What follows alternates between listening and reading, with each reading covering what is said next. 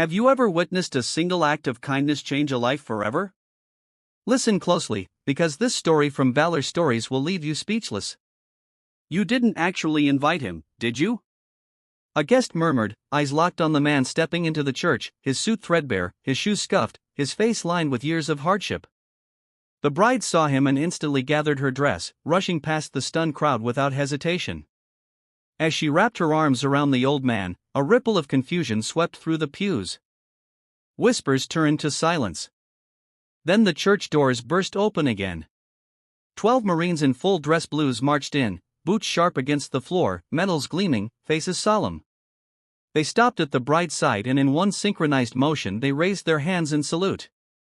Not to a general, not to a politician, but to the woman who had fed a forgotten soldier for 6 quiet years.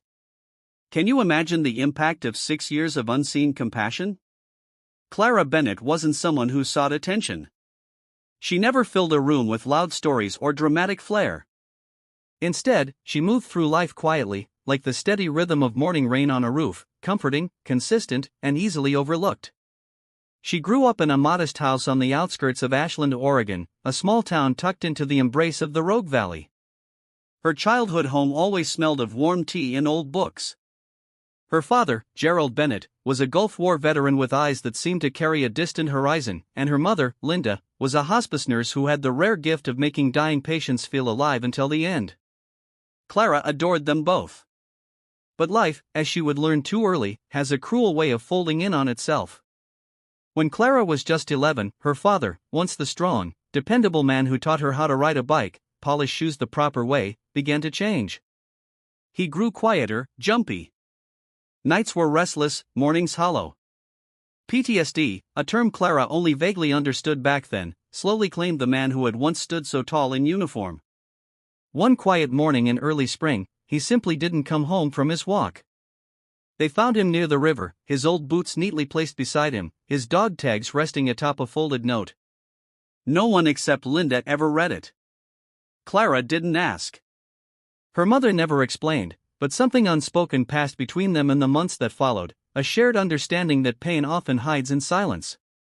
That some people walk the world invisible, carrying weights no one sees. From then on, Clara noticed people differently.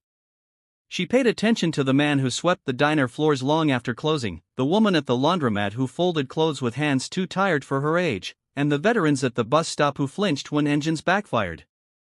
At 17, Clara began baking. At first, it was therapy, her way of creating something she could control, something that brought joy. By 19, it became a calling. She enrolled in a local culinary program and took a part-time job at Morning Rise, a small-town bakery known for its flaky croissants and sunlit front windows. Within a few years, she became the head baker, arriving long before sunrise, her apron dusted in flour before most people's alarms went off. For the town, Clara was the girl with the golden touch. Her pastries sold out before noon. Her coffee blends had regulars lining up at 6 a.m. And her peach muffins won a local food festival 3 years in a row. But few knew the version of Clara who slipped out the bakery's back door every morning at 5:15 a.m., carrying a warm breakfast wrapped in wax paper and a cup of freshly brewed coffee. She would walk past the alley across the street and place the bundle gently on the bench next to the bus stop. It was always for the same man. No one knew his name. He was older, likely in his 70s, with thinning silver hair and a gray coat that had clearly seen too many winters. He never begged, never spoke, never made eye contact. He just sat, quiet, still, and somehow always there. Clara never approached him. She never asked questions. Her routine became a quiet ritual. Some mornings she left a handwritten note tucked beneath the muffin. Wishing you warmth. Hope you slept okay. The cinnamon rolls are extra soft today. She never signed her name. Most of the bakery staff didn't notice. A few rolled their eyes when they caught her wrapping the extra pastries. One newer employee once scoffed, he's probably not even homeless. Could just be gaming you. But Clara didn't mind. She wasn't doing it for recognition. In fact, she never once mentioned it to anyone, not even Nathan, her fiancé, a firefighter with his own quiet code of service. Like Clara, he understood that the deepest kind of dignity often comes without applause. For 6 years, through winter snow and summer heat, Clara fed the same silent man. Never expecting thanks, never needing a name, just trusting that kindness, like baking, rises best in warmth and patience. She didn't know his past, didn't need to. All she saw was someone the world had forgotten, just as the world had once overlooked her father's silent struggle.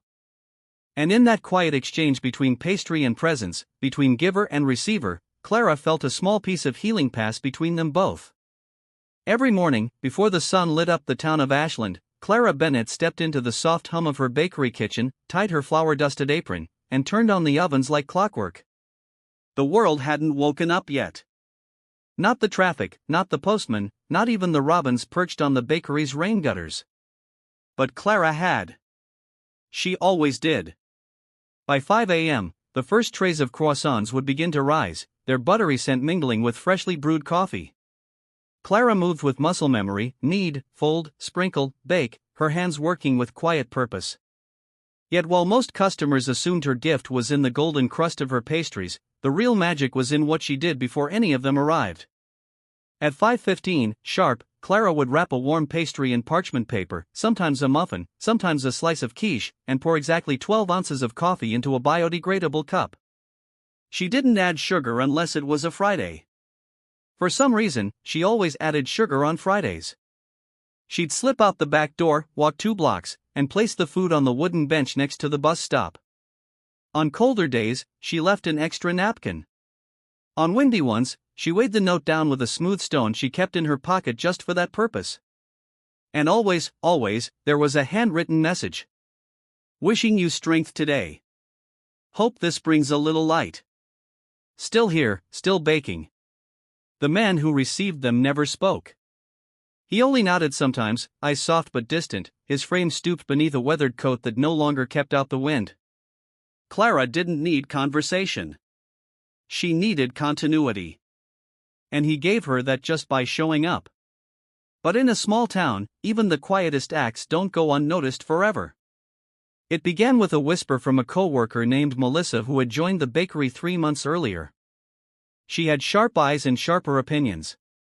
One morning, after noticing Clara return through the back door empty-handed, she nudged another employee and muttered, "She's feeding that same guy again. You know, he never even says thank you." Another morning, Melissa said it loud enough for a customer to hear. "We're probably the only bakery in town giving out free breakfast to the homeless, like it's a loyalty program." The customer chuckled. Clara didn't. She didn't argue. She didn't explain. She just wiped her hands on her apron and went back to glazing scones, but the words stayed with her, not because she cared what Melissa thought, but because they echoed something deeper, a society that often views kindness as naivety. A few weeks later, the bakery's new manager, Kyle, requested a private meeting. He was polite, but rehearsed, the kind of man who measured everything in profit margins and Yelp reviews. "I've been meaning to bring this up," he said, folding his hands on the desk. "Clara, your work here is exceptional, but we've had some customer feedback. One woman said she felt uncomfortable seeing a homeless man nearby every morning." He paused to let the words settle as if he expected her to nod in agreement. "Your generosity is admirable," he continued. "But maybe it would be better, safer even for everyone, if we directed our charity to a proper shelter. Something more structured." Clara simply smiled and said she understood. Then she began coming in 15 minutes earlier so her deliveries were done before the others arrived. If they wanted invisible, she could give them invisible. But she would not stop because Clara didn't just see a man in a tattered coat. She saw the echo of her father. She saw years of pain compressed into silence, dignity still flickering behind tired eyes. She saw someone the world had labeled as less than, and she refused to treat him that way. What others viewed as pity, Clara knew to be respect. That's why even on the days she was running late, even when she had wedding planning to do or a fever, she refused to acknowledge she still left that breakfast. And the notes kept coming, soft, small lifelines in a world that rushed past. She didn't need him to say thank you. She didn't need anyone to notice. But someone did. And on the morning when her wedding invitation arrived from a stranger with no return address, Clara had no idea that 6 quiet years of unthanked breakfasts were about to turn into something the entire town would never forget. Clara never knew his name. For nearly 6 years, the man at the bench remained a quiet figure in the rhythm of her mornings, constant, like the rising of dough or the scent of cinnamon in the air. He was always there before she arrived, and never stayed long after she left. It was as if he only existed in that sliver of time between dawn and the first bus pulling up. His presence didn't demand attention, but Clara noticed everything. The way he kept his coat buttoned, even in spring, as if hiding from a chill that no season could thaw.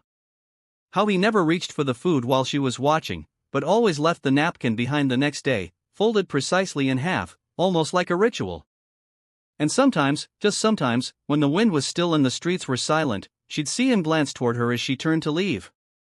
Not with desperation, not even gratitude, just acknowledgement, as if to say, "I see you, too." She imagined his name often. James, Walter, Samuel. Once she called him Mr. Brooks in her mind for a whole year. But in truth, she didn't need to know who he was to care about him. That was the point. But one cold December morning, something shifted. Clara arrived early. The sky still draped in indigo. She left a slice of cranberry orange loaf, a hot cup of dark roast, and a note that simply read, "Wishing you warmth." She turned to walk back, but this time he spoke. His voice was low and cracked with disuse. "You ever get tired of doing this?" She froze. Not because she was startled, but because she never expected to hear his voice. Slowly, she turned back. "No," she said quietly. "Do you ever get tired of accepting it?" He gave the smallest smile, a twitch. Then nodded once and said, "No one's asked me that in a long time." That was the only conversation they ever had. From that day forward, Clara noticed subtle changes. He started sitting straighter. His coat, though still old, looked cleaner. A new pair of gloves appeared on his hands. Nothing dramatic, just small signs of someone remembering how to take up space in the world. Then on a rainy Tuesday in February, Clara left a scarf beside his breakfast, a woolen one her mother had knitted years ago. It was her favorite, fraying at the ends, but still warm. When she returned the next morning, the scarf was gone. In its place, a note scribbled in shaky pencil on the back of her own napkin. "Thank you for seeing me as a person." Clara folded that note and placed it in her wallet. She carried it with her from that day on. It became a kind of compass, a reminder that kindness didn't need to be grand to matter. Still, she never asked his name.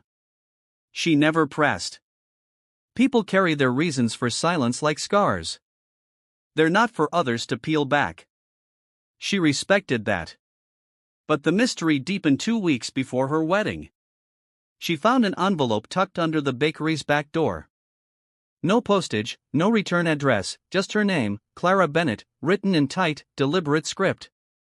Inside was a single card. "Tomorrow I will come not for cake, but to honor a debt." The message made her pause. It wasn't threatening. It wasn't sentimental. It felt formal, military even. Clara showed it to no one, not even Nathan. But deep in her bones, she knew who had sent it. She just didn't know what it meant. On the day of her wedding, as she stood in the bride's room, adjusting her veil, she glanced out the window and saw him. The man from the bench standing near the church entrance, looking slightly uncomfortable in a suit that had clearly been pressed by hand. His shoes, though worn, had been polished to a dull shine. His silver hair was combed, his posture straight. She had never seen him like that, never seen him whole. And yet, even then, even as the whispers among guests started to ripple, "Who is that? Why is he here?" Clara didn't hesitate. Because she didn't need to know his full story to understand one thing. This man had once been someone the world saluted, and somehow the world had forgotten. But she hadn't. And when she gathered her dress and ran toward him, tears in her eyes, she did not see a stranger. She saw the echo of every invisible person society had ignored.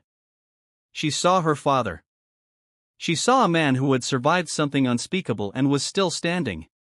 She didn't yet know that his name was Victor Hale, a retired Marine sergeant. That he had saved lives in Fallujah. That he had vanished after losing his wife and daughter in a car accident, too broken to be called a hero. She didn't know any of that. All she knew was that for 6 years he had shown up. And now so had she. The church was already humming with quiet chatter when Clara arrived. Her gown trailing behind her like ripples on still water. Her hair was pinned delicately with sprigs of lavender, her bouquet a soft blend of lilac and cream roses. It should have been a moment of pure focus. A bride preparing to walk toward her future. But Clara's eyes weren't on the altar. They were on the entrance. He was there. The man from the bench, Victor, though she still didn't know his name, stood just inside the doorway, framed by the morning light. He looked out of place and completely dignified all at once. His faded gray suit had been pressed with care, the cuffs neatly folded. His hands, rough and veined, clutched an envelope. His shoes were old, but polished to a shine that could only have come from hours of effort. And though his frame was slightly hunched, he stood tall. Whispers rippled through the church pews. Who invited him? Is that the guy from the bus stop? You've got to be kidding me. You didn't actually invite him, did you? Clara heard it all. Every hushed voice, every sideways glance.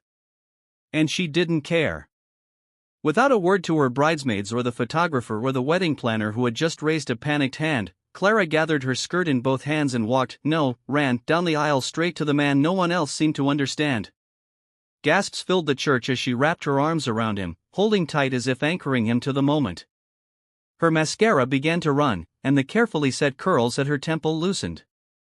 But none of that mattered. I still remember your eyes, she whispered. The first morning in winter.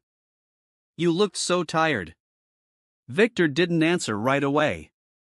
But when he did, his voice was clearer than she had imagined. I remember the muffin, he said. Blueberry, warm. I hadn't tasted kindness in months.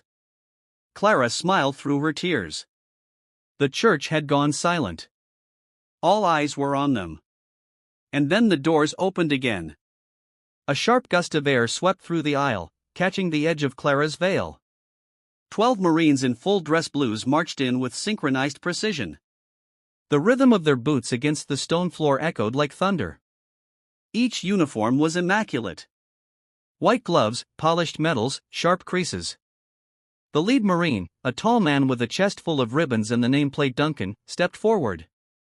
The crowd parted as the formation moved toward Clara and Victor.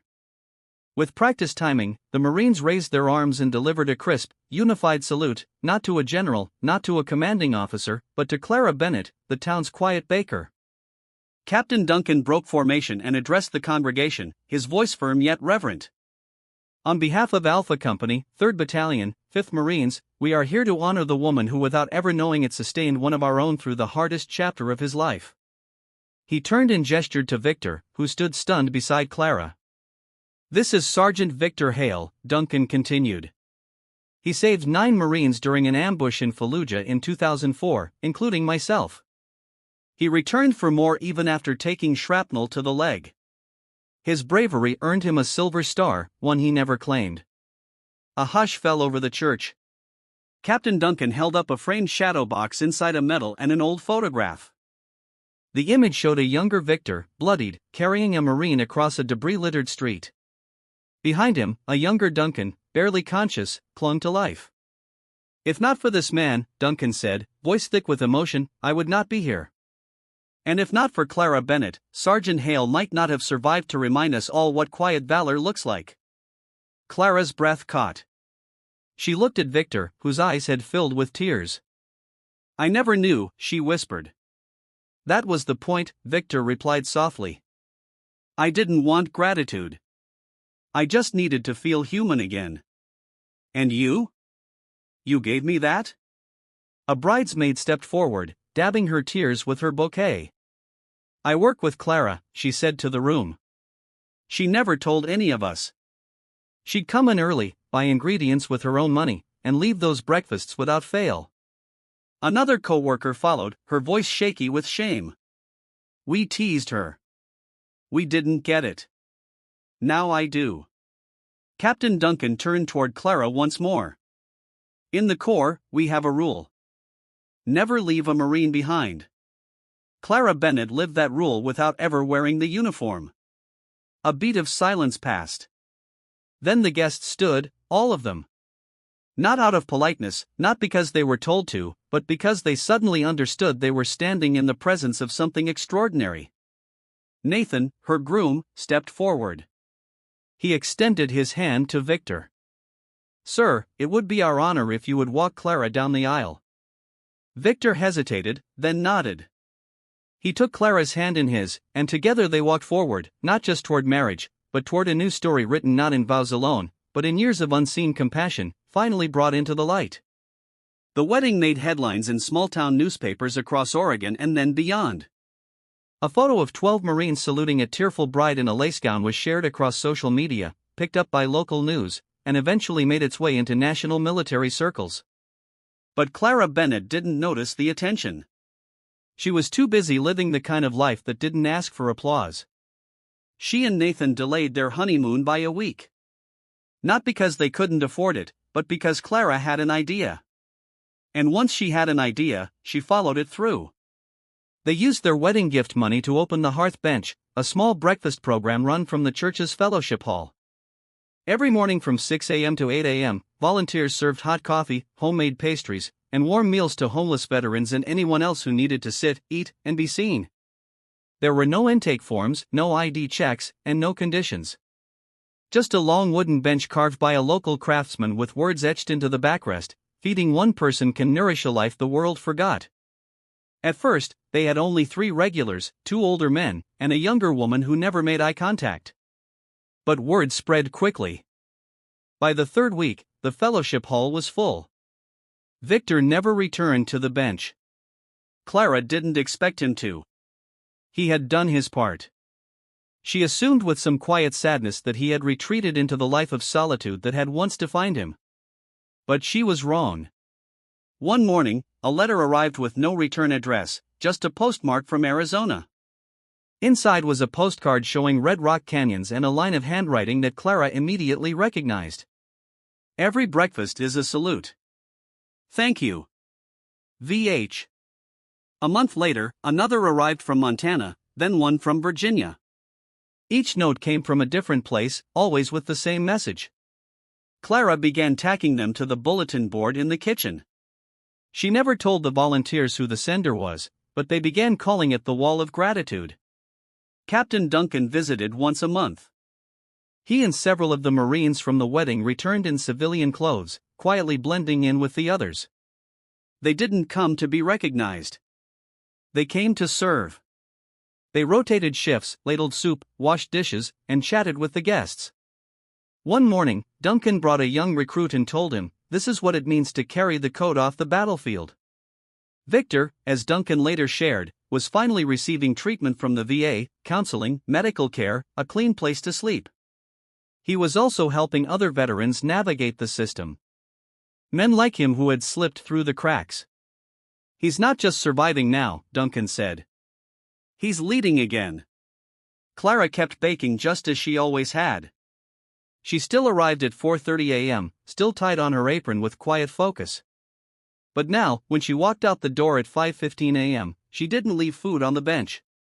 She walked into a room full of stories, full of forgotten souls slowly being remembered. The hearth bench was no longer just a table. It was a reminder that unseen kindness practiced consistently can echo louder than any parade or medal ceremony. That transformation doesn't always start with a speech or a spotlight. Sometimes it starts with a muffin and a napkin note that simply says, "Still here. Still baking." Clara Bennett never sought recognition. She never imagined her quiet mornings, the soft kneading of dough, the gentle wrapping of pastries, the careful crafting of notes would one day ripple outward to touch so many lives. But sometimes the smallest acts of kindness become the loudest voices in a silent world. The hearth bench stands now as more than just a place to eat. It's a sanctuary, a symbol of respect, a gathering where the invisible are seen, where the broken are made whole again through warmth, food, and a simple acknowledgement of their worth. On the wall behind the serving counter hangs the very first note Victor ever left for Clara. Thank you for seeing me as a person. Beneath it, Clara added her own message. Everyone who sits at this table has a story worth knowing. There's a profound lesson here that heroism often isn't loud or public. It doesn't always come with medals, marches, or speeches. Sometimes it's the quiet consistency of showing up, of offering a hand without expecting a handshake that changes the course of a life. Victor's story reminds us that beneath worn coats and tired faces are chapters of courage, sacrifice, and hope waiting to be told. And Clara's unwavering kindness teaches us that every person deserves to be seen, heard, and honored not just for what they did, but for who they are. When people ask Clara why she kept going, why she kept feeding a man she barely knew, she smiles softly and says, "Because no one should ever feel invisible." This story of Clara and Victor holds timeless lessons that resonate deeply in today's fast-paced world, especially here in America, where independence and kindness both matter. In our busy lives, it's easy to overlook those who quietly struggle, the invisible among us, much like Victor once was.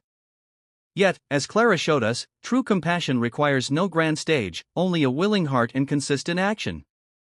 For many of us, this tale from Valor Stories is a reminder that every person, no matter their circumstance, deserves dignity and respect. It challenges us to ask, how often do we pause to really see those around us? How often do we let judgments cloud our kindness? And perhaps most importantly, how can we embody Clara's quiet strength in our own daily lives? Whether it's helping a neighbor, listening with patience, or simply acknowledging someone's worth with a smile, small gestures ripple far beyond what we imagine. This story encourages us all, especially those of us who have walked through life storms, to be the light that others may need but never ask for. We would love to hear from you. What moments have you experienced where kindness made a difference? How do you practice compassion in your community today? Please share your thoughts and stories in the comments below. Your voice could inspire others to see the unseen and honor the quiet heroes in our midst. Thank you sincerely for listening to the story from Valor Stories. If it touched your heart, please consider liking this video and subscribing to our channel. Together, we can build a community that celebrates kindness, dignity, and the strength found in simple everyday acts. Stay well, stay kind, and remember, sometimes the smallest acts hold the greatest power.